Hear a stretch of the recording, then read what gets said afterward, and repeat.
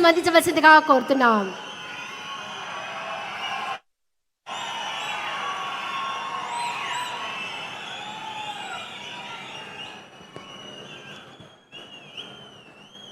ఓం నమో వెంకటేశాయ. ఓం నమో వెంకటేశాయ. ఓం నమో వెంకటేశాయ. గౌరవ ముఖ్యమంత్రి శ్రీ నారా చంద్రబాబు నాయుడు గారికి, సినిమాలో పవర్ స్టార్, రాజకీయాల్లో జనసేనాని, ఎక్కడ తగ్గాలో తెలుసు, ఎక్కడ నెగ్గాలో కూడా తెలుసు. నాకు సొంత అన్న లేని లోటు తీర్చిన నా పవనన్నకి, బీజేపీ రాష్ట్ర అధ్యక్షులు మాధవ్ గారికి, Telugu Desam party, Bharatiya Janata party, Janasena party శాసనసభ్యులకు, ఎంపీలకు, కార్యకర్తలకు, ప్రజలందరికీ నా హృదయపూర్వక నమస్కారాలు. కలియుగ దైవ సాక్షిగా ప్రజాప్రభుత్వం 2 ఏళ్ల పాలన పూర్తి చేసుకుంటాం జరిగింది. ప్రజాప్రభుత్వ అధికారంలోకి వచ్చిన తర్వాత ప్రశాంతత వచ్చింది. ఇప్పుడే సహచరం మంత్రి అచ్చెన్నాయుడు గారు ఒక మాట అన్నారు. ప్రజాప్రభుత్వం వచ్చిన 2 ఏళ్లలోనే ప్రజలకి స్వాతంత్రం వచ్చిందని. మనందరం చూస్తున్నాం. జేసీబీలు లేవు, దాడులు లేవు, హత్యలు లేవు, అంతెందుకు బూతులు కూడా లేవు. ఈరోజు నాకు ఇప్పుడు కూడా బాగా గుర్తు, యువగలం పాదయాత్రలో ఇదే చంద్రగిరి గడ్డపై మీటింగ్ పెట్టా.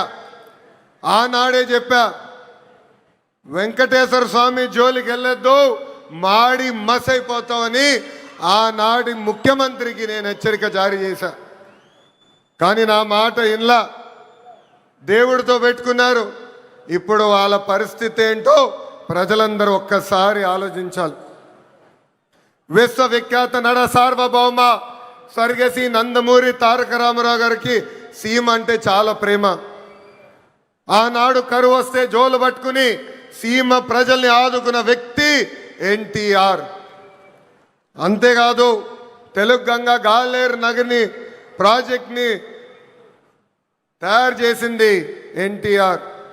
మహిళలకి ప్రత్యేకంగా విశ్వవిద్యాలయం ఏర్పాటు చేసింది ఎన్టీఆర్. నిత్యం అన్నదానం కూడా ప్రారంభించింది ఎన్టీఆర్. ఇప్పుడున్న రాజకీయాల్లో విరాట్ కోహ్లీ మన చంద్రబాబు నాయుడు గారు. అవతల వైపు బౌలర్లు మాడుతూ ఉంటారు, కానీ బ్యాట్స్మెన్ ఓన్లీ వన్, అది మన చంద్రబాబు నాయుడు గారు. రాయలసీమను రాయలసీమగా మార్చిన వ్యక్తి మన చంద్రబాబు నాయుడు గారు. ఎవరికి తెలియని సమయంలో బిందు సైద్యం పరిచయం చేసి ఏకంగా రాయలసీమలో రత్నాలు పండే విధంగా చేసిన వ్యక్తి మన సిబిఎన్. హంద్రినివా సుజలా స్రవంతి ప్రాజెక్ట్ని పూర్తి చేసి చివరి నియోజకవర్గం కుప్పానికి నీరు తీసుకెళ్లిన వ్యక్తి మన సిబిఎన్. అంతెందుకు, పులివెందల కూడా నీరిచ్చిన గొప్ప వ్యక్తి మన చంద్రబాబు నాయుడు గారు. ఇప్పుడు ఏకంగా 1,00,000 కోట్ల పెట్టుబడితో మిషన్ రాయలసీమ కూడా ప్రారంభించబోయే వ్యక్తి మన ముఖ్యమంత్రి చంద్రబాబు నాయుడు గారు. 2019 నుంచి 24 వరకు గొడ్డలి పార్టీ అరాచక పాలన మనందరం చూసాం. వాళ్ళ చెల్లికి అన్యాయం చేయొద్దని అడిగిన బీసీ బిడ్డ అమర్నాథ్ గౌడ్ పైన పెట్రోల్ పోసి ఎలా తగలబెట్టారో మన కల్లారా చూసాం. ఒక మాస్క్ అడిగినందుకు ఒక దళిత డాక్టర్ సుబ్రహ్మణ్యాన్ని పిచ్చోడు చేసి ఎలా చంపేశారో ప్రజలందరూ చూశారు. సొంత డ్రైవర్ సుబ్రహ్మణ్యాన్ని ఏకంగా గంజాయి మత్తులో చంపేసిన వాళ్ళ ఎమ్మెల్సీని మనందరం చూసాం. నంద్యాల నియోజకవర్గంలో ఒక మైనారిటీ కుటుంబాన్ని వేధిస్తున్నారు, ఈ వేధింపులు మేము తట్టుకోలేమని ఆత్మహత్య చేసుకునే పరిస్థితి మనందరం చూసాం. వైకాపా నాయకుల కన్నా వైకాపా నాయకుల కూతురు కన్నా వాళ్ళ కూతురికి ఎక్కువ మార్కులు వస్తున్నాయని ఆ కుటుంబాన్ని వేధిస్తే ఆ వేధింపులు నేను చూడలేను తట్టుకోలేనని ఆత్మహత్య చేసుకున్న మిస్బాని మనందరం చూస్తాం కూడా జరిగింది. ఆనాడు అన్నారు తెలుగుదేశం పార్టీ జెండా లేకుండా చేస్తామన్నారు, ప్రజలే ఈరోజు వాళ్ళ జెండా పీకేస్తాం జరిగింది. వై నాట్ 175 అని చెప్తే ఏకంగా టీమ్ 11 ప్రజలు వాళ్ళకి తీర్పిస్తాం కూడా జరిగింది. సిద్ధమంటే యుద్ధానికి రెడీ అని తీర్పిచ్చింది ఆంధ్ర రాష్ట్ర ప్రజలు. అసెంబ్లీలో అడుగుపెట్టనయో అన్నారు, ఏకంగా ప్యాలెస్ గోడలు బద్దలు కొట్టి చంద్రబాబు నాయుడు గారు ముఖ్యమంత్రి చేసిన ఘనత మా పసుపు సైన్యాన్ని. ఇప్పుడు రపరప అంటున్నారు. రపరప అంటే చూస్తూ మేము ఊరుకోం. ఎర్ర బుక్కు దాని పని చేసుకుంటూ వెళ్తుందని ఈ సభాముఖంగా ఆ కుర్ర బ్యాచ్కి నేను హెచ్చరిక జారీ చేస్తున్నా. ప్రజాప్రభుత్వం 2 ఏళ్ల పాలనలో సుపరిపాలన అందించాం. అన్ని చేశామని కాలు రెగరేసుకుని మేము తిరగట్లేదు. కానీ ఎన్ని ఆర్థిక ఇబ్బందులున్నా ఇచ్చిన హామీలకు పద్ధతి ప్రకారం నిలబెట్టుకుంటూ వెళ్తున్నాం. ఎవరు ఊహించిన విధంగా అధికారంలోకి వచ్చిన వెంటనే 4,000 రూపాయలు వృద్ధులకి పెన్షన్ ఇస్తున్నాం. వికలాంగులకి 6,000 రూపాయలు బయటికే పరిమితం అవుతే 15,000 రూపాయలు పెన్షన్ ఇస్తున్న ఏకైక ప్రభుత్వం ఆంధ్ర రాష్ట్రంలో ఉన్న ఎన్డీఏ ప్రభుత్వం.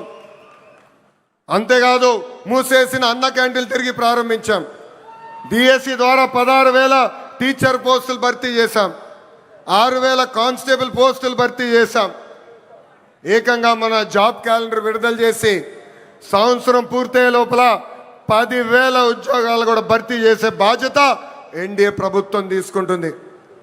ఏకంగా చేనేత సోదరులకి హ్యాండ్లూమ్ ఉంటే 200 యూనిట్ల కరెంట్ ఉచితంగా ఇస్తున్నాం.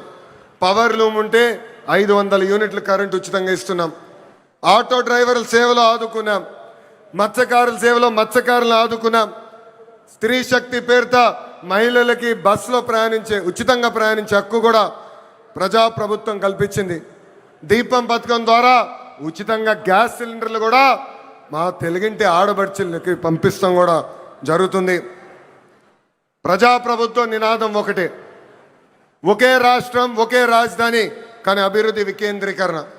ఇప్పుడే మాధవ్ గారు చెప్పినట్లు భారతదేశంలో 100 రూపాయలు పెట్టుబడులు వస్తే దాంట్లో 25 రూపాయలు ఆంధ్ర రాష్ట్రాన్ని ఎత్తుకుంటూ వస్తుంది. ప్రజలందరూ ఒక్కసారి ఆలోచించాలి. గూగుల్ ఆర్సిలర్ మిత్తల్ ఉత్తరాంధ్రకి తీసుకెళ్ళాం. రాజధాని క్వాంటమ్ కోస్తా ఆంధ్రకి తీసుకొచ్చాం. ఏకంగా ఫైటర్ జెట్లు రాయల్ ఎన్ఫీల్డ్ ఈరోజు రాయలసీమకి తీసుకొచ్చిన ఘనత ఒక ఎన్డీఏ ప్రభుత్వాన్ని. మనది గొడ్డలి, మనది గూగుల్, వాళ్ళది గొడ్డలి. మంది ఫైటర్ జెట్, వాళ్ళది ఫ్యాక్షన్. మంది కియా, వాళ్ళది కిడ్నాప్. మంది క్రెడిబిలిటీ, వాళ్ళది క్రిమినాలిటీ. మంది డెవలప్మెంట్, వాళ్ళది డిస్ట్రక్షన్. మంది బుల్లెట్ అవుతే వాళ్ళది బూతులు. మనం మహిళలకి 33% రిజర్వేషన్ ఇస్తే ఏకంగా తల్లిని చెల్లిని మెడబట్టి బయటికి గంటేసిన చరిత్ర ఆ గొడ్డలి పార్టీది. ప్రజలందరూ ఒక్కసారి ఆలోచించాలి. జగన్ ఆయన పేరులో జీ చూసి జెన్జీ అనుకుంటున్నాడు. జగన్ పేరులో ఉన్న జీ గొడ్డలి. అందుకే ఆ పార్టీకి గొడ్డలి పార్టీ అని ఈరోజు పేరు పెడతాం జరిగింది. జగన్కి సిసిడి జబ్బు ఉందండి. సిసిడి అంటే ఏంటో తెలుసా? క్రెడిట్ చోరీ జబ్బు, క్రెడిట్ చోరీ డిసార్డర్. ఏకంగా పేపర్లో వార్తలు వచ్చినాయి, ఆంధ్ర రాష్ట్రానికి ఆర్సిలర్ మిత్తల్ ప్రాజెక్ట్ వస్తుందని. ఆయన ప్రెస్ మీట్ పెట్టి ప్రాజెక్ట్ రావట్లేదు, పక్క రాష్ట్రానికి వెళ్తుందని చెప్పారు. గౌరవ ముఖ్యమంత్రి గారు, ఉప ముఖ్యమంత్రి గారు ఆ ప్రాజెక్ట్కి శంకుస్థాపన వేస్తే లేదు నేనే ఆ ప్రాజెక్ట్ని తీసుకొచ్చానని ప్రెస్ మీట్లో చెప్పే పరిస్థితి మనందరం చూసాం.